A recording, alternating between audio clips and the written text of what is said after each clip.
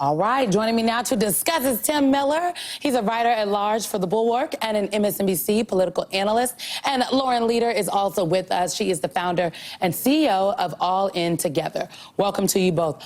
Okay, Tim, interesting development. Okay, it feels like it's fast-paced and changing. Let's start with some comments that Speaker McCarthy made after his call with President Biden. Listen to this.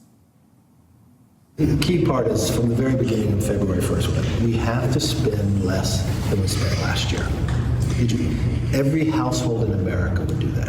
And we got to find ways that we can bring savings back, the COVID money. There's ways that we can make our economy stronger, curb inflation, and those are the things that we've been talking about. Tim, just help me understand, because maybe it's just me, but I don't get why generating revenue always takes a backseat to spending cuts when Republicans are at the negotiating table. Help me understand. Yeah, I'm happy to be a Republican translator, as always, Simone. Look, tax cuts don't do, or tax increases don't do well in Republican primary polls. Spending cuts do. Now, the reality is real spending cuts don't do well in Republican primary polls either, and that's why Donald Trump never cut any spending while he was in there for 4 years. So this is a rhetorical gambit that Kevin McCarthy can make. It's popular among, the country club Republican set. And I think that he is more skilled than the rest of the caucus at seeming reasonable, right? Like saying that, oh, we can tighten our belt a little bit here and there. The problem is he's negotiating on behalf of a bunch of nihilists and anarchists who don't want a reasonable deal with Joe Biden. And that's where the rub on this is. I think the more that the president over the next week and a half can say, look, I've offered a spending freeze, I've offered reasonable reforms, I've come to the table, this guy won't deal, the better position he's going to be in politically. Lauren, let's listen to some comments from President Biden, another piece of that press conference that he did. On the merits, based on what I've offered, I would be blameless. On the politics of it, no one will be blameless. I think there are some MAGA Republicans in the House who know the damage that it would do to the economy.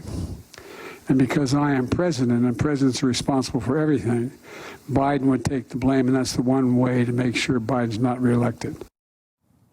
Lauren, a little pontificating, if you will, from the president. Do you agree?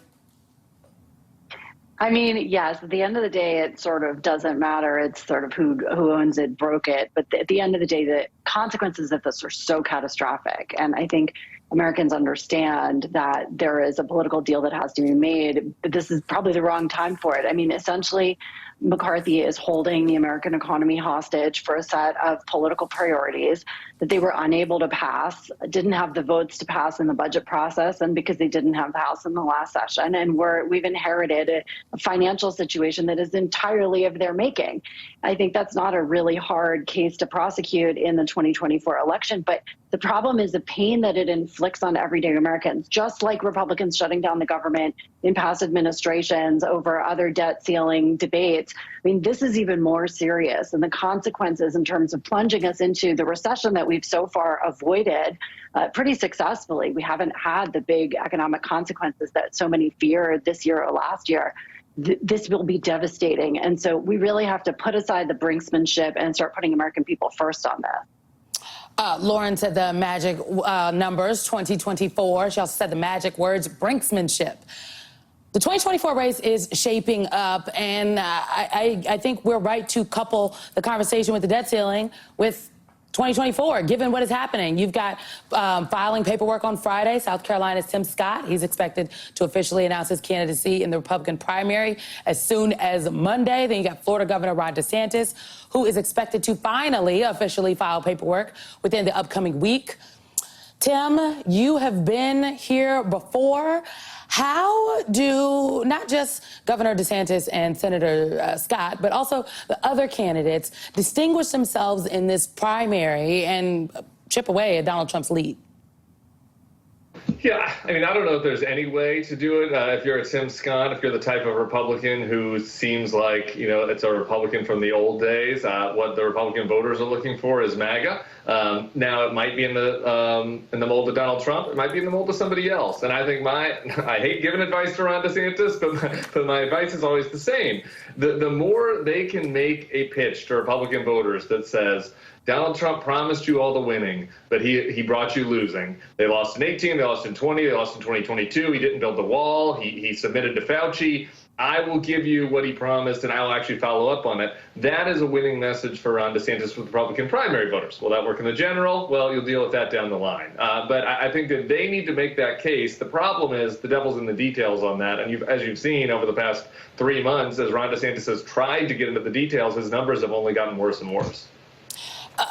They've only gotten worse and worse, and I continue to say he is virtually untested outside of Florida. As the Washington Post Dan Balls said this morning on Meet the Press, he has to demonstrate he can be a national candidate.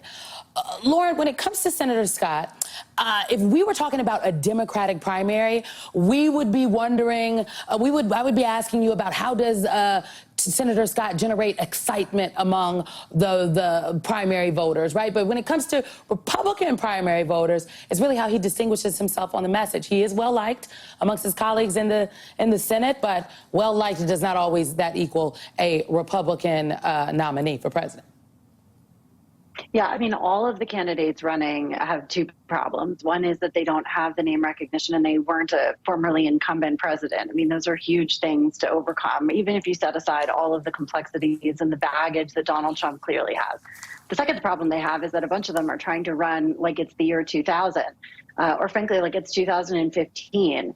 Trying to run on a sort of issues, carving a more middle of the road, or what is today would be considered a middle of the road Republican position at a time when so much of the base has taken this super hard right turn. And that's why DeSantis is where he is. You know, with due respect to Tim, I've said from the beginning that I think Ron DeSantis is the Jeb Bush of the 24 cycle. He's extremely appealing until anyone hears him talk or watches him work a room. He has the charisma of the plant behind me.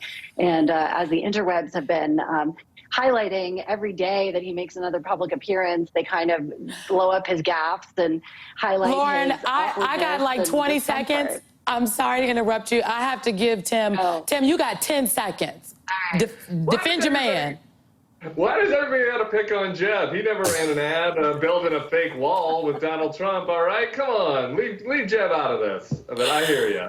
We are going to have to leave it there. We will let the streets decide if Lauren is correct. Tim Miller, Lauren Leader, thank you both very, very much for your time. Folks.